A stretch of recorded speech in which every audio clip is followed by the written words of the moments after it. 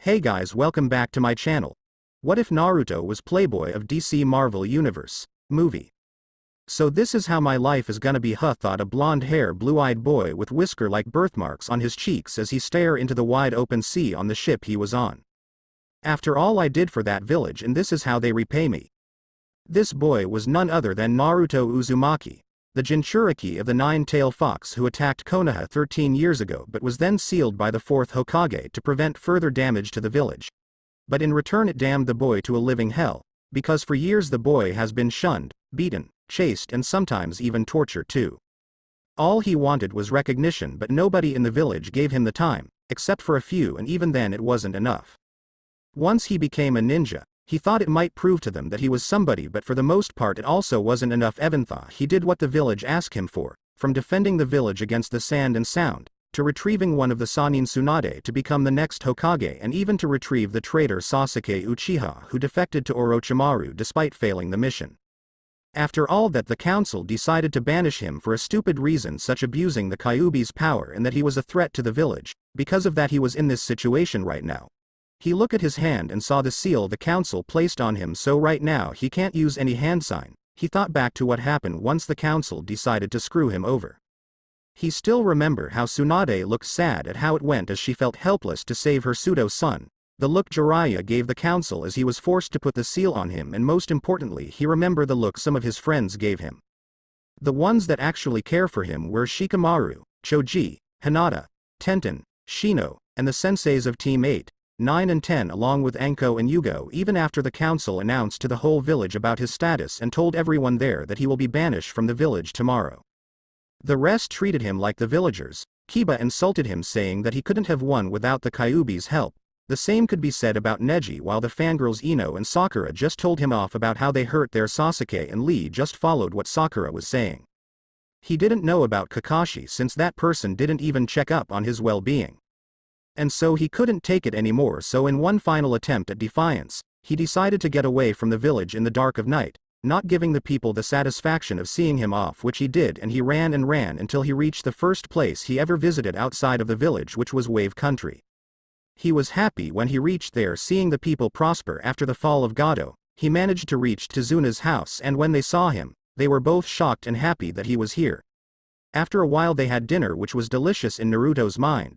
Tanzuna then asked Naruto why he was here, and so he told them sadly what happened.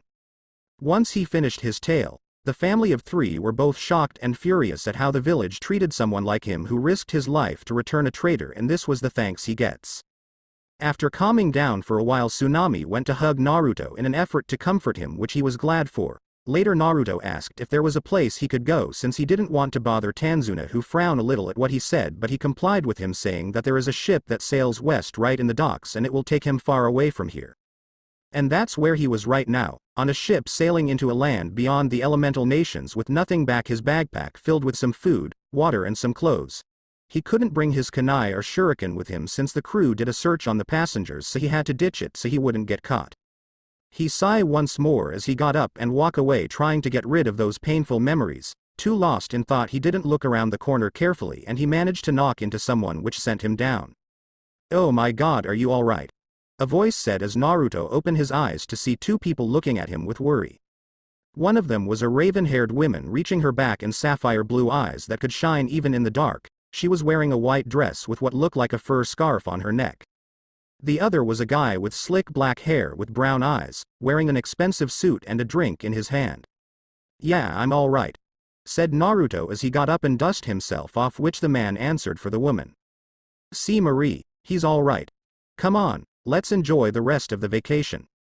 "Oh hush Howard, you sure you all right?" said Marie. Naruto just nodded once more. "So kid, where's your parents? I can't just imagine what they're doing right now, seeing you're out here all alone with no supervision." Naruto winced a little after hearing that, which the couple noticed as the man raised an eyebrow while Marie frowned, which answered one thing for them. He was an orphan, who either ran away or was kicked out. Howard looked at the kid for a moment before looking towards his wife, who looked sad at the boy before them. To him his wife's happiness was all that mattered to him when they fell in love. It had its ups and downs, sure, but what marriage didn't, but for the most part having kids was a major problem for them, as Marie was diagnosed that she was unable to have a baby. That really broke her heart, and that was why he took this vacation in the first place. Now, he may not be a religious man, but it seems like something was at work here that brought the boy coincidentally on this ship they were in, and somehow, out of all the possibilities, bump into a woman who wanted a child of her own but was unable to. An idea struck in his mind at the situation before him as he thought, if this works, then I am going to church, no ifs and or buts about it. Clears throat. Well kid, if you're done staring there, how about you entertain my wife for a minute? Got to call the company to check up on them. Marie raised an eyebrow as she saw her husband walk away pretending to listen to his phone. Shaking her head at his antics, she turned back to Naruto, who looked slightly confused as he did a head tilt, nearly making the woman to glomp him because of the cuteness that he had, as she gave a warm smile holding out her hand, where Naruto took it, albeit slightly hesitant at first, as the two walk over towards the ship rail looking at the sunset, not knowing the changes it'll bring to the young blonde. Years later, all it took to change the world was the words of one man. Some would say ludicrous while others skeptical, but none could predict what happens as now, in a room filled with reporters, cameras, microphones and the like, we're all busy chatting away to either themselves or others as they await the person involved for this sensation that spread like wildfire. The doors then opened up, silencing most of the people there, though some were still muttering words into their recorders or the cameras as the man before them walked towards the podium provided. The man walking had brilliant blonde hair as though the sun gave life to it, cerulean blue eyes that spoke with emotion comparable to that of the ocean. He wore a slick black suit with a white shirt underneath it. On his neck was a formal black tie, giving the young man a mature look, though it was anything but, as his face was full of mirth that went well with the twinkle in his eyes. He stared at the crowd of reporters before him, unflinching at the stares and flashes of their cameras as they await eagerly at what he was about to say. Now people, I know I look good, but let's get serious, shall we?" said the blonde. One of the reporters stood up and quickly fired of a question. "Mr. Stark, is it true that Stark Industries have a personal humanoid robot currently named Iron Man Soldier at its beck and call?" And yeah, I got nada on a superhero name that fits. You guys got an idea? I'm all ears." Hearing the question made the blonde smile as though he anticipated that question, which he answered, "No, Stark Industries does not have a humanoid robot at its beck and call, and before you all asked anything else, the fight between the two robots was caused by none other than Obadiah Stane, who wanted to take control of my family's company as he built that hideous monstrosity of a robot to take me out. In which after that was a thorough investigation which turned out, surmounted in a lot of evidence, as my own board of directors wanting to supersede my hold on the business." The reporters were all now eagerly jolting down notes and reporting this to the cameras as the news went live across every channel in the world. Seeing this, the blonde continued, "Now as for the fate of Stark Industries, of course there will be a huge turnover to see if there is still any loyal employees left, but I will leave it at the capable hands of my friend Maru Ramius, who I'm sure will take good care of it." It was then all eyes were now turned to the person the blonde was pointing at. Said woman had waist-long brown hair with similar eye color, standing there slightly shocked at what the blonde said, who in turn was grinning like a madman before turning to the crowd. "Now any more questions?" Another reporter shot up from her seat as she asked him. "You still haven't answered the question yet, Mr. Stark. Does Stark Industries have Iron Man at its beck and call?" Seeing the vultures not letting up on the question, the blonde calmly answered, "No, Iron Man is not at Stark Industries' beck and call because..." Leaving a tense silence, the reporters there held their breath as they await what was later called the quote of the decade, which was the blonde stare into the crowd and drop the bomb onto them. "Because I am Iron Man," and everyone there flew into a frenzy. Months later, and done in what seems to be a workshop, was the blonde as he finished something on the table when a voice came out. "You know, if you keep working like that, then I might be out of the job." Smiling, the blonde turned towards the voice, and standing there was a beautiful woman with surprisingly pink hair reaching her waist. She was wearing a pink strapless blouse showing of her cream-colored skin, and holding in her hands was a round pink object with what looked like eyes on its frame. Out of the job, said the round thing, making the female giggle cutely while the blonde just sighed before he said out loud, "Why did I even make that thing?" "Because you love me so," answered the woman as she walked towards him, giving him a peck on the cheek as she continued on. "Better hurry up. Don't want Diana to wait now, do you?" Looking at the clock, the blonde noticed that it was 7:45 before looking at the woman as he said, "What would I do without you?" "Probably late for one," answered the woman as the thing in her hands parroted what she said. Late. The blonde just gave it a playful glare before he head out for his date.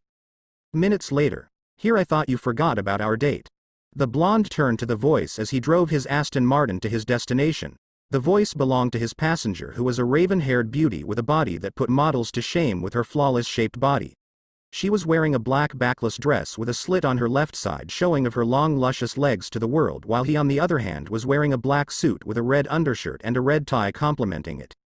That hurts, Diana, you know I would never forget. Lacus reminded you, didn't she? Yes she did. Sigh, how did we ever put up with you, Tony? A and I will alternate between names, but to make it simple, if he's talking to DC verse characters, I will call him Tony, while with the Naruto verse characters we'll call him Naruto. My good looks, charm, and charisma, and we're here. True to his word, Tony stopped the car in front of the valet. He then opened the doors as he gave the valet his keys, which they took quickly as he date was also escorted out of the car. To the whole world he was none other than Tony Stark, genius, billionaire, playboy, philanthropist and all-around hero, but to his closest friends and lovers, he was Naruto Uzumaki, former shinobi of Konoha who was banished for doing his job. If some would tell Naruto that he would become all that prior to his banishment, he would have laugh in your face. Now, he was one of the most richest men in the world to date, on par with the likes of Wayne Enterprise and LexCorp. All of which wouldn't have been possible if he never had that encounter with Howard and Marie, his adopted parents, the two people who took him in when he had nowhere to go, and following that was a wide ride as he inherited his father's company after he died because of cancer. Despite that, he carried on his father's legacy as he had a hand in building some of the most high-tech stuff to date, from computer chips to fusion reactors, but for now he was just a rich guy having dinner with his date. Who was his date, you might ask? Well, she is none other than Diana Prince, or Wonder Woman. A senior Justice League member with strength apar with most superhumans along with the skills of a trained warrior. She was a force to be reckoned with, but for now, like Tony, she was a woman on a date. So Diana, how's it going with the League? Asked Tony as he took a slice of his steak. Diana looked at him as she ate hers and answered, nothing much, a couple of instances here and there, nothing too serious. You? Well, I am this close to converting the GN drive to double its power and somehow make it last longer, but it's still a work in progress. Before the two could continue on, a sudden ring was heard. Raising an eyebrow, Tony pressed something in his ear as he asked. Yes, Jarvis? Sir, the satellites have picked up 5 chakra signatures and they are close by. That put the blonde on edge as he hoped that it wasn't real and that his past didn't catch up to him. You sure, Jarvis? Yes, sir, I double-check it. Shall I call the Legion? Sigh, no, this is something I have to do. Get the impulse ready, sword package. Yes, sir. Anything else? Sure. Tell Lacus I might be late a bit. Yes, sir.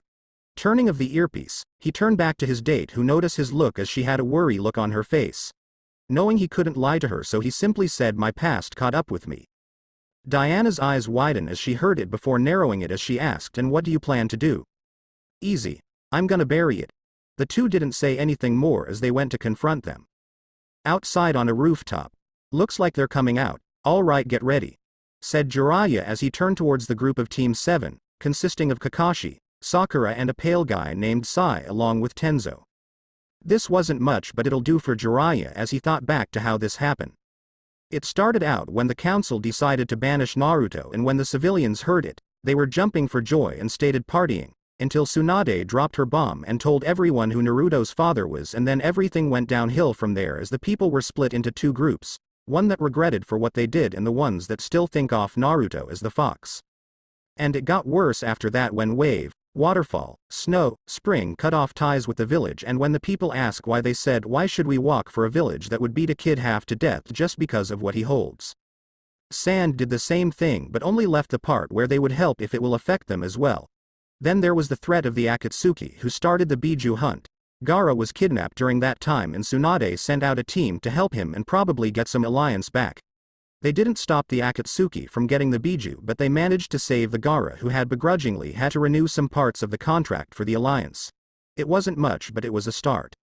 Then came the day his contact told him where Naruto was. At first the council wanted him to reverse summon him, but that didn't work since the toads liked Naruto and wanted him to be happy away from the village, and when the council tried to order them, well, the toads cut off all alliance with them, stating that they will only help in times of war and nothing more. That was another blow to Konoha since the slugs said the same thing, and now, Here they were trying to get Naruto back, which was already hard in the first place since his contact told him that he was a hero, and not just that, but he was also the sole heir to an entire company that could make daimyo look like beggars, which wasn't good since he will be noticed as soon as he's gone, and it would be a shitstorm if that happens. Whatever he was about to do next was put on hold when Sakura shouted out. Looking up, he saw Naruto being carried to their position by the raven-haired beaut he saw and mentally praised his godson for catching such a babe. He saw the two descended, making him nervous as he wondered how he was gonna get Naruto back without repercussions from this place. A tense silence ensued as the two sides stared at each other. It was then broken as Jiraiya cleared his throat. So, Naruto, it's good to see Yagaki. Wow. The village must be desperate if they want me back, said Naruto as he raised his eyebrow, making the four flinch at what he said while the pale one just smiled creepily for no reason. Look, Gaki. The Akatsuki are moving and they're on the move, so please come with us so that we can protect you. Not looking deterred, Naruto voiced out. Right, so really desperate if they want my handsome face back at that village, but who could blame them? This face sells millions on the market today. Diana elbowed the blonde, making him stop his rant for a bit, making some of them sweat drop as Kakashi said. So, you'll come back with this without any fuss? Hearing that, Naruto adopted a mock-thinking pose as he answered him. So let me get this straight. You want me to go back to the village and leave behind all this behind? You sick or something? I mean, I know you're still a virgin, Kakashi, but I didn't think it was that bad that it mess with your brain. Must be from all those books you've read. What do you even have, you baka? Just come with us already, said Sakura angrily. What do I have? Let's see, money, fast cars, my mom, hot ladies, big house, hot ladies, my name plastered all over the world, hot ladies, my toys, and did I also mention hot ladies? And just like that, the slightly tense mood fell apart as the shinobi group just stared blankly at the blonde, whereas Diana did a facepalm at his antics before the blonde continued on. If you want me to ditch all that, then you're sadly mistaken, you poor fools, cause I'm not going back, but if it's a fight you want. It was then the sounds of what seems to be a jet engine was roaring towards them. The shinobi look up to see what looked like a giant armor suit descending from the skies. As soon as it landed, the blonde walked right into the armor as it opened up for him before it closed in on him. The armor was white in color with the chest and shoulders having a red coat color. On its back was two giant swords along with boomerangs attached to it. On its hips was a weapon of sorts unknown to the shinobi, but they knew that it was dangerous. Seeing the blonde armed, the shinobi realized that they were gonna in for a fight. Sakura fired the first shot as she leaped into action, fist cocked back ready to punch him. Well, that was her plan until Diana intercepted her mid-swing, deflecting it before she retaliated with a knee to the gut, causing the pink shinobi to double over, giving Diana time to powerbomb her right into the roof, creating a big crater at the point of impact. The shinobi team winced a little at the sound of the powerbomb, but that didn't deter them as Tenzo quickly summoned out pillars of wood to attack Diana. Sadly, they stood no chance as Naruto split the pillar down the middle with one of his swords like they were nothing. Jiraiya took his chance as he called out Earth Style, Swamp of the Underworld. The roof before them all of a sudden turned into mud, but that didn't deter the two as they took to the skies with Diana flying naturally, whereas Naruto used his jets to do so. It was Sai's turn as he quickly summoned 4 giant birds made of ink to attack the two. Seeing this, the two take off in different directions. Naruto charged at them head on, causing the birds to make a path as Diana went straight for Sai. Kakashi jumped right at her but failed as Diana made a quick halt, making the copy nin to overshoot his target, which was enough for Diana to grab onto his leg before throwing him to the ground, creating another dent in the roof. Jiraiya managed to blindside her as his hair managed to wrap around her arm and now ensured a tug of war. On the skies, however, was different as a dogfight ensured with Naruto taking the ink birds with his chest-mounted machine gun. It managed to take out one of them, but the others dodged them swiftly, with one of them trying for a dive. Naruto saw this coming as he maneuvered himself downwards right into the shinobi group. Sakura, who was just getting up, was nearly hit by Naruto, who flew past her. But before she could even chase after him, one of the birds crashed into her, sending her back into the ground, but this time being covered in ink. That didn't stop the armored blonde as he flew straight at Jiraiya, who was being helped by Kakashi as they used their chakra to stick to the floor and enhance their strength to somehow win the tug of war with the Amazon princess, and losing as she had more strength and the high ground. Seeing a chance, he flew past the hair rope before making a quick twist with a boomerang in hand. He took careful aim and once there he threw the boomerang. True to his aim, the boomerang sliced the hair like it was nothing, and not only that, One of the birds couldn't get away in time and was also sliced in half, turning it back into ink, which also managed to spray the two shinobi in ink. Naruto didn't have time to think as he dodged wooden tendrils shooting at him. One managed to latch onto him and very soon 3 more followed as the tendrils wrapped around his limbs. Tenzo on the other hand is slightly sweating as he tried to hold him into place, but with the armor enhancing Naruto's strength it was a tough thing to do. Distracted, he didn't see Jiraiya being thrown right at him until it was too late as the body slammed into him hard, taking the two down, in turn freeing Naruto in time as the last ink bird almost got him but missed its mark. It tried to have another go, but before it could, Naruto came right at it with 2 swords in hand. Seeing that it couldn't dodge, all the bird could do was fall to its demise as the blade sliced into it like a hot knife through butter. Sai, seeing his ink birds failed, quickly draw more, but this time lions instead, as he sent it towards Diana, who was trashing Kakashi around like a ragdoll. But it was for naught as Naruto took out his beam rifle and shot them all mid-leapt, turning them back into ink. In turn, that distraction was enough for Sakura to punch him with her enhanced knuckles right in the face, denting the face armor slightly before momentum took its course and sent our blonde billionaire right into a water tower. Diana looked on and was about to help when suddenly, her limbs were now wrapped in wooden tendrils as she saw Tenzo getting up along with Jiraiya. Kakashi on the other hand was being helped by Sakura as she tried to patch him up. Though the victory didn't last long as Naruto blasted out of the water tower and hovered above the shinobi. Thinking quick, Sai took out his sword and pointed it at Diana's neck, making the blonde stop in his tracks for a moment. Despite not seeing his face, they knew Naruto was angry, but they had a mission to complete and this was a chance to do so, as Tenzo said. "Look, Naruto, we don't want to do this, but we will if we have to, so surrender quietly or else." Not being deterred, Naruto answered the man with his own threat, "You harm a hair on her, and I will make Konoha burn. Now let her go or I will put you all down." "With what?" said Sakura as she was slightly ticked off at being beaten so quickly. This with a snap of his fingers, and a second later 5 shots in quick succession hit their targets, which was the shinobi, and just like that all of them fell like flies. Diana, who managed to free herself when the tendrils dissolved as it needed Tenzo to sustain it, was confused as she wondered where it came from, and as though someone was reading her mind, the sound of another engine was heard. She looked up to see a white-green colored robot flying next to Naruto's own. What was different besides the color was that this one had a sniper rifle hanging of one of its shoulder. The second robot had its face opened up, showing a blonde-haired, blue-eyed woman wearing the suit. She had a playful look on her face as she said out loud, "Now that's just mean, you two started the fight without me." That managed to lighten the mood for a bit as Tony chuckled at her antics while Diana glared at her, even more so when she gave a peck on the blonde's cheek as she felt cheesed off as her date was ruined.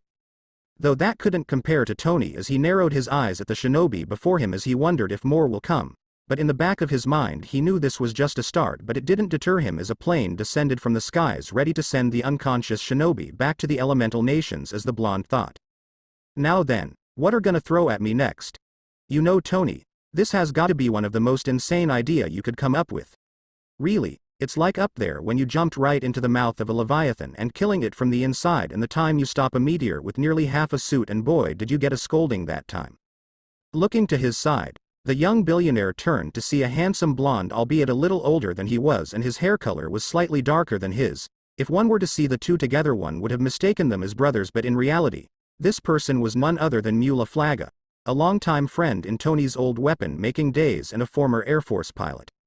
Now, he was basically the man to go to if you need to get someplace fast, but he wasn't complaining as he now flew probably one of the most advanced planes in the world today along with his other job, but back to it.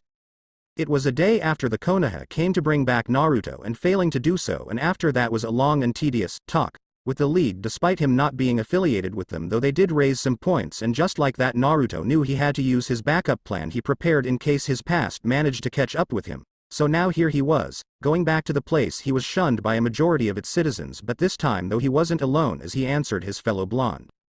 "Wouldn't be the first time, Mew, besides if they think they can hold me, they got another thing coming." Looking back, he saw the 5 Konoha shinobi in cuffs designed by the blonde himself, which covers their entire forearm and on the inside separates the fingers individually, preventing any hand signs, and if they channel chakra into it, the machine decks it, thus sending a shocking surprise to the shinobi. Their feet only needed to be chained together, but the application still applied to it if they used their chakra. But what was interesting was the few that gathered for the trip One of them was a man with a brooding face that seems to be on his face all the time. His attire consisted of a black metallic yet sleek armor with a symbol of a bat on his chest that went well with his cape and mask with bat ears on it. And yeah, I didn't use the JL version of the suit, but instead I went Arkham Knight cause it looked cooler. Next to him was a male figure, though what would seem that his entire body was white in color with red gloves and a symbol of an atom on his chest. There was also another male here, but his was a green and black tight skin suit with what looked like a ring symbol on his chest. He didn't leave much on his face but an eye mask, as the rest showed a black-haired Caucasian male. After that was probably the one that would attract the most attention, especially the male population, which was a testament as Jiraiya was busy ogling her at the moment, but it looked like she didn't care.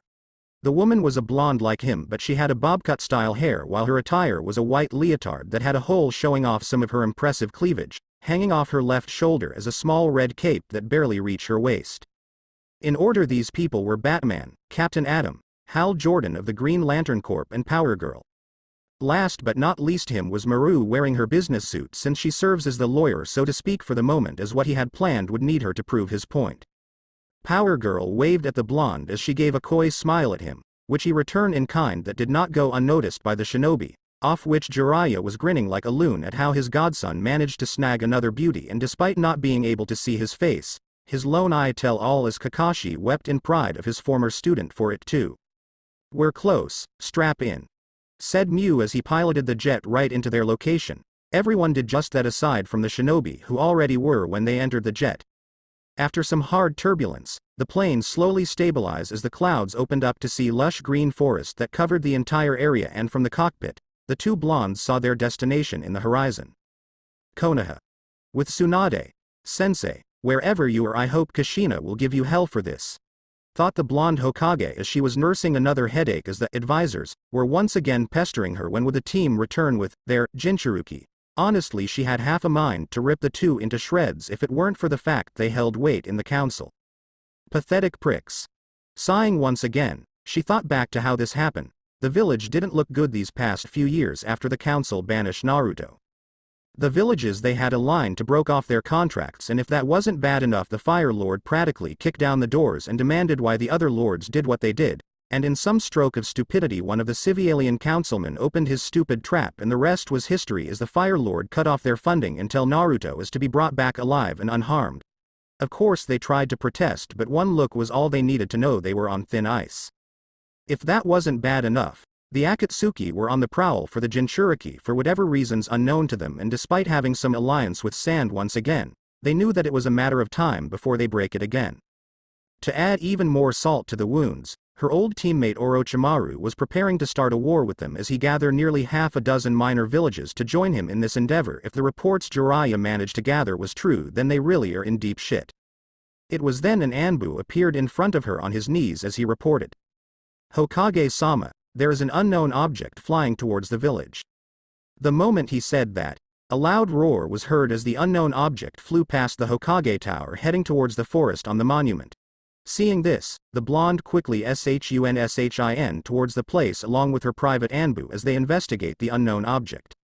"Naruto's group. Think they saw us?" quipped Hal as he and the rest aside from Mew disembarked from the jet. "Maybe. But then again, the Anbu was always blind since I painted the monument in broad daylight with a kill me orange jumpsuit, and it was when I finished then they noticed me," answered Naruto as he followed suit with a white metallic briefcase in hand while he adjusted his tie on his business suit. "Enough, we've got work to do," said Batman, who was leading the prisoners out of the plane with Captain Atom and Power Girl following suit. Mew decided to stay with the plane in case they need backup. Maru came out last, and it was then the shinobi decided to appear in a swirl of leaves. Tsunade on the other hand couldn't believe her eyes as she saw Naruto coming out of a weird flying object, but behind him were 5 people she didn't recognize wearing weird clothing, and among them were Jiraiya and Team 7 being brought back in handcuffs, something she didn't even expect, and now in the back of her mind she felt another headache coming on. Hey Naruto, it's been a while. Yo Ba-chan, sorry for the loud entrance, would have done better but time was of the essence. I see. Do you mind releasing the team then? Sure, why not? Not like they could do anything anyway. Putting on his glasses, the glasses glowed for a second before the cuffs started coming off the shinobi before they exploded into pieces, leaving no evidence behind, stunning the group for a moment before Naruto continue on, but in a more serious tone. We have a lot to talk about, Tsunade. Get the council ready, cause what do will change Konoha, whether it will be for the better or not lies in their oh so capable hands. The tone he was using brought a slight shiver in Tsunade's spine as she knew that there was hell to pay, and looks like the blonde is coming to collect. And now the headache she had just went tenfold, oh joy. A while later, the council room was bustling with activity as none of them knew of what could be an impending doom for the civilian side, mostly anyways. All anyone knows was that the Hokage called for an emergency meeting and she wasn't gonna take no for an answer.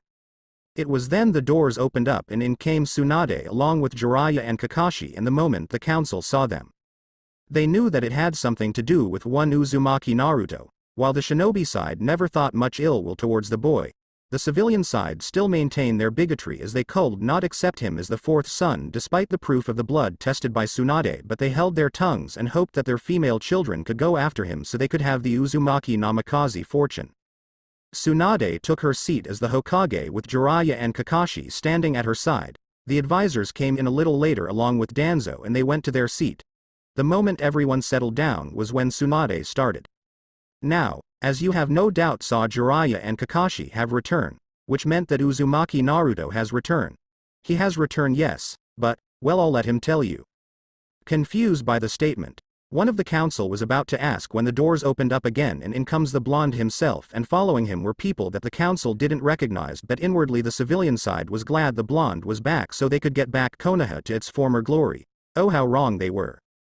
Well, looky here. The gang's all back together again, but don't hold breath cause I'm running the show this time. What does that mean, you brat? Said Akira of the civilian council who runs the food business side of things. Smirking, Naruto decided to humor them. Well, as it stands, Konoha needs me more than I need them, so the question is. Leaning forward slightly with an evil grin in his eyes, he continued in a jovial yet cold tone, how far would they go to get it? Scoffing, Kaharu decided to open her trap. How far? You are our property, Jinchuriki. We don't need to give you anything. That didn't deter Naruto. Oh no, he relished it as they smirked turned into a full-blown grin that threatened to split his face as he countered, really, but the fact that you banish me means that I am not under Konoha's jurisdiction anymore as per the law, and by law if I were to be asked to return, I can have a choice to answer it or not, so in reality, you can't force me, you old prune. You dare disrespect us. We are the council, you insolent brat, and we demand that return to your standing as our weapon. Raising an eyebrow, Naruto rebuked her threat. Is that a threat I hear? You must be really senile if you could threaten me, old bat, but if you want to play the who has the bigger stick, then who am I to deny that? You may be the council, so what? All of you are nothing more than advisors to a village, whereas well, I am the sole heir to a business cooperation that makes more money in 6 mothans than the Fire Lord does in 10 years. I have friends that would rain hell upon this place if you so much as scratch me, and that's not counting the favors my mother and father, God bless his soul, has during their reign. So here's the deal here, folks. I got more power than you will all ever have, and all I need to do is give the signal and Konoha will be nothing more than a memory. If that didn't surprise the people there, they would be now as they were being threatened by the blonde before them. You think you can threaten us, boy? Said Danzo as he narrowed his lone eye at him. Oh, I don't think I can. You see, what I can tell, you're already stretched thin as it is, what with Akatsuki on the prowl, and they will target this place if not just to draw me out, and that's not counting our good old friend Orochimaru waiting for them to soften things up a little just so he could swoop in and take over this place with his precious little boy toy Sasuke Uchiha. How dare you insult Uchiha-sama like that, you cur? Shriek a pink-haired woman, making the council cringe at her voice, but nonetheless the civilian side nodded with her. Oh, I have every right, you loud-mouthed banshee. After all he ever wanted to do is chase his brother's tail, which for the most part you all had a hand in as you practically gave him everything he wants, and look where's that gotten him now. All juice up to kill his brother, he'll become the snake's censored sleeve. It's funny really, always knew he was gay despite all the girls wanting to strip his pants off. Earning a few chuckles from the shinobi side, Naruto decided to get right down to it before he wander off. If the glare coming off Batman and Maru are doing, he might just melt literally. Right. Aside from the Uchiha's censor eduality, like I said, I can take or refuse to come back as I please, so truthfully you got nothing for me to come back to, and I will just leave without a word. Narrowing his eyes at the what she deemed as a child, Kaharu voice out her ahem opinion. You think you have a choice, brat, Anbu. Before Tsunade could even stop what could be a disaster, the four heroes acted, and within seconds, the so-called elite of the village was taken down by the four unknown people. Power Girl went in hard and heavy as she cloths line one of the Anbu, making him do a backflip before landing hard, knocking him out. Hal used his ring and fired a bubble to envelop two others, and with a flick of his arm, he sent the two Anbus flying out of the room via the ceiling. Captain Atom just blasted two of the Anbu right out the doors without so much as a sweat. Batman, on the other hand, didn't act so much as react as one of the Anbu grabbed his shoulder. Bad move. It was over in an instant as Batman elbowed him right in the gut, making him double over before grabbing his shoulders and flinging him across the room, and with speed and accuracy, he flung two batarangs which found their mark right into his clothes on the shoulders, pinning the Anbu there. The whole room went silent as they saw what could be described as impossible. In mere seconds their elites were taken out with so much ease it was laughable. It wasn't until a Banshee said out loud, "What the name of Kami is that?" Having a smug look on his face, Naruto answered for her, "Those are my friends who can kick all your asses from here to Kumo without any problems, and that's just four of them. There are a lot more where they came from." It wasn't until Danzo snapped out of his stupor as he called out, "Hokage-sama, it seems that they have some sort of Kekkei Genkai. We must capture them so that we could," was all he could say before a bright red laser shot past his head, missing merely inches from his face. Turning to the source, the people there were treated to the sight of Power Girl as her eyes glowed red, noting that she wasn't too happy as she hissed out, "If you think I'm gonna be some breeding stock, then you will be in a world of hurt." Danzo was about to retort until Tsunade barked out, "Wait, Naruto, I didn't order that, so please calm her down." Naruto looked at what he could call his pseudo-aunt for a moment before sighing, so he grabbed Power Girl's shoulder, squeezing it, making her calm down for a bit, but her glare was still fixed on the Warhawk, who brushed it off. It was then Hal decided to interject, "Look, we just want to get this whole thing straightened out and be done with this, but if you want to fight, by all means we'll be happy to oblige." "Enough, we didn't come here for that. Mrs. Ramuiz, if you would," said Batman. Nodding, Maru decided to defuse the situation before it went to all-out war. "Right, now that we're all calm a little, I would like to tell you that one Uzumaki Naruto will not come back to Konoha unless it's off his own accord." Another civilian council, Kenzo, who heads the trading business, decided to voice his opinion. "What? He needs to be here so that he could help return back the Uzumaki and Namikaze clan." Glaring at the councilman, Maru retorted, "Oh, is that all? Well, too bad for you that he is not planning to do it here in this god-forsaken village, as they had banished him in regards to Konoha's law section 28b, which states that he could have the choice of returning if the village can come up with a suitable deal that would allow my client to have some incentive to return." "How did you know about that?" asked a shocked Jiraiya, as he knew that none of these people had any knowledge of their law. Seeing the look on his face, Naruto decided to answer him. "From me." All eyes turned to the blonde as he continued on. "You see, the third Hokage knew that you pricks of the civilian council might do something like this, so at the time he told me to keep this at all cost. At first I didn't want to, but he was the few that showed me kindness, so I did as a promise to him, and now years later I can use it all at my disposal. Hee. Guess he really was a professor if he could predict something like this." "Oh, I'm going off topic. You see, honorable council, what I have is the knowledge on all the laws, and since I knew some off, you wouldn't change it, so it all works in my favor, especially this one, a law about harming heirs to the village." If they weren't scared before, the civilian side was actually going pale as they remember the penalty for it, and if the look on Naruto's face was anything, then they really are in deep shit. Nodding, Maru decided to answer, "Yes. In accordance to Konoha's law regarding harming of heirs without cause is that the ones responsible must be held accountable for it, which is either payment with either their properties and anything they own, or be sent to jail with a maximum sentence of 20 years without a chance of parole." Oh, the looks on the civilian's face was priceless, as right now they had to either give up what they own or go to jail, but before anything could be said, Homura decided to step in to save some of the power for the civilian council. "You cannot hold them accountable as they do not know of his heritage, so that part is nullified." The civilian council sighed in relief when they heard that and thought they were in the clear, but as it turns out, Maru got another one for them. "True, they might have known at the time, but the fact that you admitted they went and beat up a child for no reason goes under the child abuse law, which states that the accused must be sentenced to jail for 15 to 20 years, as it continued on for nearly a decade, unless Konoha is nothing more than a village of child beaters." Crap, thought Homura as he slipped up, and now he admitted that the civilian council had a hand in the beatings. This was not looking good at all for the civilians, as right now they are stuck with nowhere to run, so they either give up their property or go to jail either way. Seeing at what this could do to the economy of the village, Tsunade decided to step in. Wait, if you do that then Konoha's economy will fall even further. How are we gonna survive the downfall? Again Naruto smirked as he answered the blonde, oh, I can think of a few things to do with their properties. That sent a chill down everyone's spine as they realized that the prankster of Konoha is back, and he's back with a vengeance, and like the instrument of the devil. The blonde smirked evilly as he said, so are we gonna have a deal made or not? Nighttime.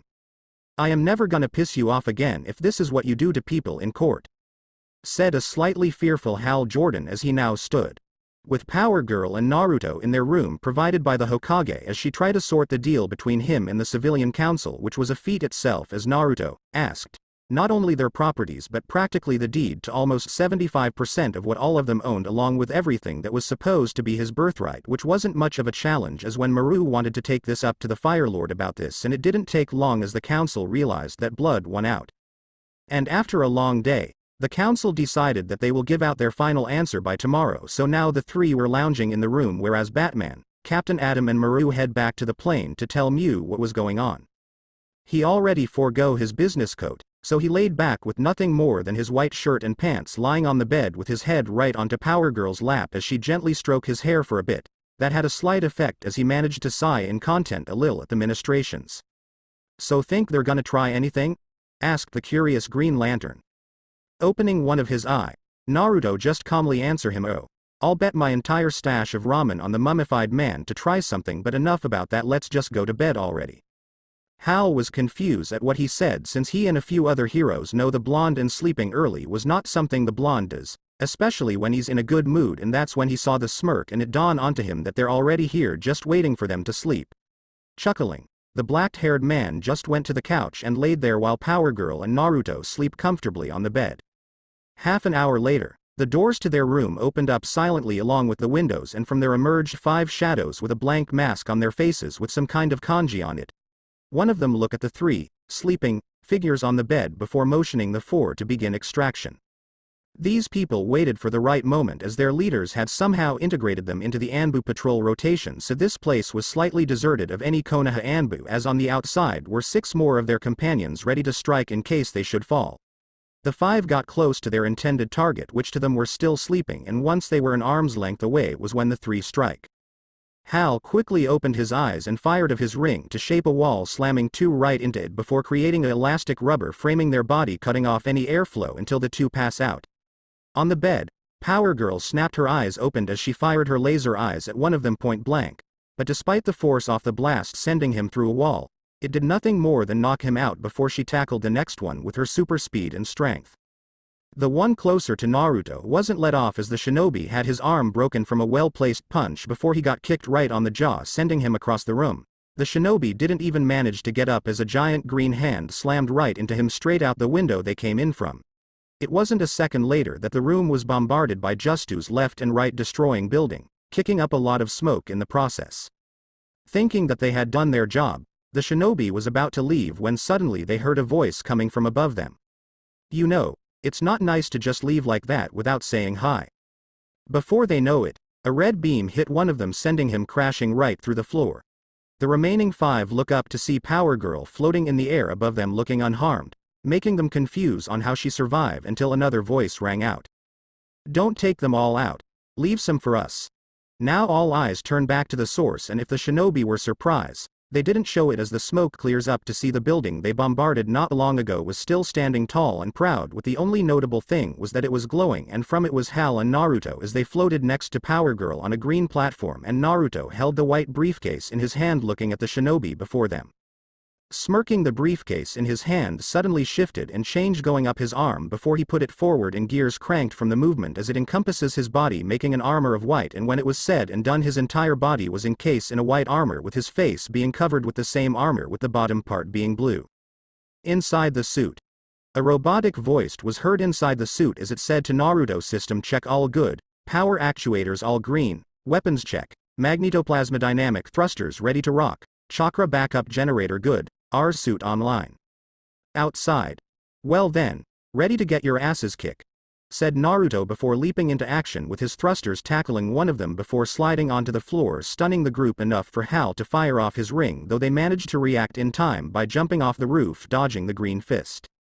One of them fired a giant fireball at Hal, but it missed as Hal maneuvered himself in the sky.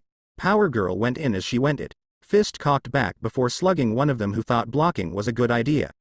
Though for him as the impact was enough to send the guy right through 3 buildings before an abrupt ending on the ground taking him out. One tried to blindside her, but all he got was 2 pins with wires connecting them stab into him until electricity surged, though it, shocking him as Naruto stood with one of his arm out, showing that he was the one that fired it.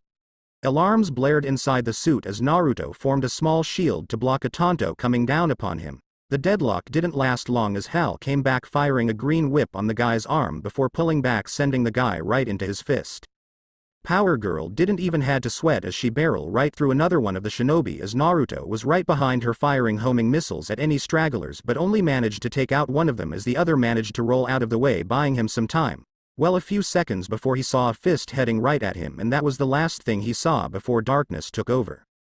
The ones that were still standing saw their comrades being taken out with ease, were about to cut their losses until Hal decided to intervene as he created a train barreling right into them and thus taking them out for good this time. The whole fight was real quick as the 3 saw the Anbu and some shinobi appearing before them, and Tsunade was among them despite the disheveled look she had due to the abrupt fighting. Tsunade saw the damage as she asked what happened. Naruto was about to answer until his comms rang inside his suit, holding up his hand showing wait for a bit. He went and answer. So Bats, I take you met the welcoming committee. It took a moment before a voice answered the other end. Yes, they were good but we're alright. I take it you know who they work for. Yes, I take it you planted a tracker on one of them. Yes, and we're about to track them in the Quinjet. Right. Once you got their location we'll take them out. Right, and afterwards? We'll cross that bridge. Bats. Turning off the comms, Naruto saw Hal explaining to Tsunade about what happened, and after that, she turned towards Naruto as she asked with a hint of fear due to the destruction these 3 could do so. What are you gonna do now, Naruto? Dismissing his helmet showing his face to her, Naruto gave her a feral smirk as he said, well, what do you think? There's a prison with a certain mummy name on it and we're here to collect, so get ready Ba-chan cause tonight's gonna be a long night. Thanks.